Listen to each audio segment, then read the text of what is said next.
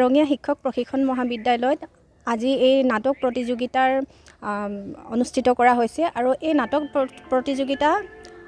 প্ৰকৃততে আমাৰ যিখন drama and art in education paper আছে BEdৰ সেই পেপাৰৰ লগত সংগতি ৰাখি এই নাটকৰ প্ৰতিযোগিতা আয়োজন কৰা হৈছে। আমাৰ যিসকল ছাত্ৰ ছাত্ৰী আছে তেওঁলোকে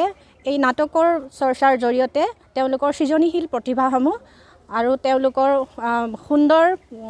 যিবিলাক তেওঁলোকৰ সৃষ্টিশীল প্ৰতিভা আছে সেয়া জাগ্ৰত হ'ব তেওঁলোকৰ মনত আৰু তেওঁলোক আগুৱাই যাব।